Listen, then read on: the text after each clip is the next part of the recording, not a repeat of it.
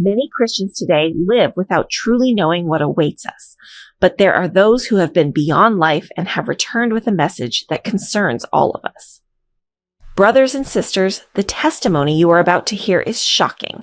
This woman, who died for a few minutes, saw the future up to 2030, and what she recounted reveals not only why souls come to earth, but also what destiny awaits the world in the coming years.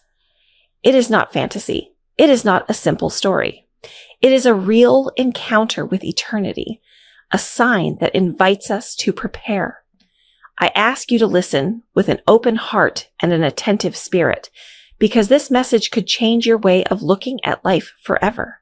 If you also feel the urgency of this revelation, write Amen in the comments, subscribe to the channel, and immediately share this video with friends and family.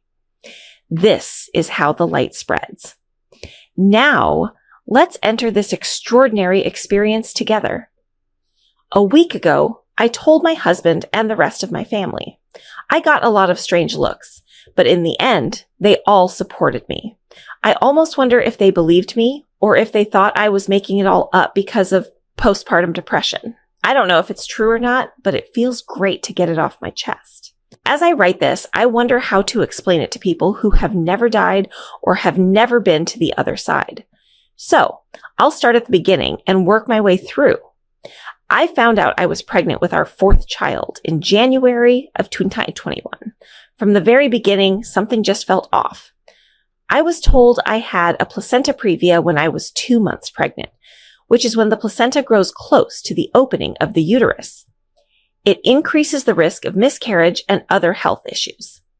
Anyway, the placenta previa was the least of our worries. We had the amniotic fluid tested to see what issues the baby might have and didn't get the best news. We were told there was a good chance the baby had Down syndrome. Having a special needs child at 40 scared me. One of the first things I thought about was what would happen to them when I died. Who would take care of this child? Of course, the topic of abortion came up, but because of our religion, my husband and I immediately nixed the idea. I was told to be on bed rest and not do any work that would strain me. Around my 7th month, I felt a gush, so I yelled for my mom to call an ambulance. To keep things a bit more appropriate for everyone, what I thought was my amniotic fluid was an internal hemorrhage. I was rushed to the hospital and immediately prepped for an emergency C-section. I was wheeled into the operating room on a wheelchair and then blacked out. The strangest thing about dying in death is being able to watch it happen. I floated my body into the operating room where the doctor said, "We're losing her. Cut her open. We need to get this baby out, and then we will worry about saving the mother's life." I watched as they cut me open and pulled my baby out before he was ready. I remember the doctor saying he didn't know if the baby would live or die and that he needed to start trying to save my life. While they were stitching up my C-section, one nurse was pumping my chest and the other was giving me oxygen. I couldn't believe what I was seeing. I think the last thing I heard the doctor say was, "We need to shock her." At this point, I was immediately pulled up at a speed I would compare to falling off a cliff. Remember how fast you feel like you are falling when you are dreaming? Well, it feels like it's going at that speed, but even faster. I started going faster and faster until I abruptly stopped. "Welcome, Tara. We've been waiting for you," I thought I heard a voice say. When I looked around, my eyes began to clear and I could see where I was. I was in a beautiful city made of crystals that no fairy tale could ever live up to this. "Welcome home, Tara. We've been waiting for you," I heard the voice again. I turned around to find out who was talking. The man I saw was not the most beautiful person I had ever seen, but he wasn't ugly either. He had a brown beard, brown eyes, and the most beautiful smile I had ever seen. His skin looked a little surfer, tanned with an olive tone to it. He wore a tunic and a gold sash around his waist. I was completely mesmerized. "You've been looking for me?" the man asked, "but why me?" "Tara, your mission is over. It's time for you to go home." "No, it's not my time," the voice said in a soft tone. "I just had a baby. So everything is fresh in my mind. I need to be with my son. I said I was becoming more and more concerned. It didn't matter that this place made me happy, gave me peace, and I was not in any pain. I wanted to go back for my children. I knew deep down that they needed me, and nothing was going to stop me from going back to them. The man asked, "Why do you want to go back so badly?" As if he didn't understand why I wouldn't want to stay. "I need to be there for my kids because they need me. I have to go home. Please let me go back," I begged. "Oh, all of your loved ones are here for you. Are you ready to give up everything?" he asked. "Yes," I said. He smiled and told me I was the first person to ask to go back instead of staying. After thinking for a long time, he said, "Your body is not ready for you to return. If you return now, that body will die and you won't be able to return. Come with me." As he held out his hand, he said I took his hand and began to walk with him.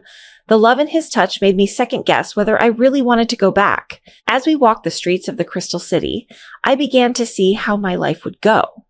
I have heard enough near-death experiences to know that this was a review of the person's life, but mine was a lot different.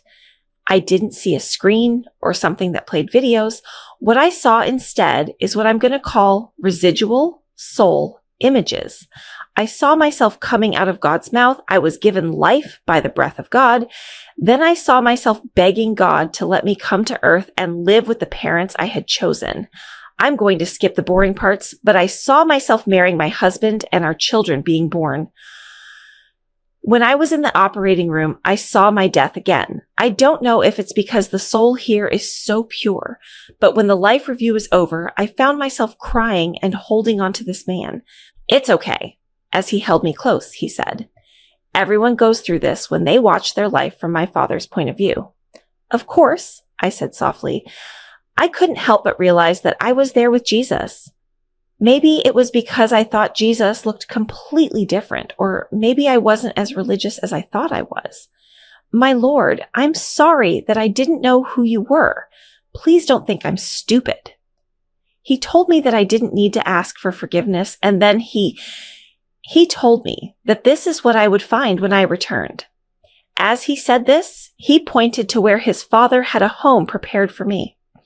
More and more things he showed me made me less and less interested in going back. I think Jesus knew I was scared, and he was gentle as he kept telling me that I didn't have to go back. I knew I had to, though. Before I was sent back, I saw a possible future that may or may not happen. Before I tell you what it is, I want you to know that nothing is set in stone. In 2030, there will be a massive earthquake that will split not only the Western United States, but most of Asia as well. Parts of California will be swallowed by the sea, and Japan and Korea will no longer exist. This leads to many small wars at first, which in turn leads to a worldwide war around the year 2048. All of the wars are fought over resources, just like every other war. In 2053, the war is finally over, but not before Russia, China, and the United States come close to a full-scale nuclear war. Jesus told me it's time for you to go back. I am ready. When I woke up, I heard the doctor say, "Hit her again." I remember yelling and blacking out again. I had 3 broken ribs from the CPR when I came out of the surgery. While recovering, I asked the nurses several times how long I had been dead. They all looked at each other and they quickly changed the subject. I finally stopped asking because I knew they were never going to tell me the truth. I know this all sounds a little strange, but what I saw was real. I don't know how long I was dead, whether it was minutes or even seconds, but I know that I was home, and I decided to go back for my children. As I said in the beginning, telling my family this got me a lot of strange looks, but no one has been rude to me. And before I forget, yes, my son made it. He doesn't seem to have any issues from being born almost 2 months early. Brothers and sisters, thank you for being here.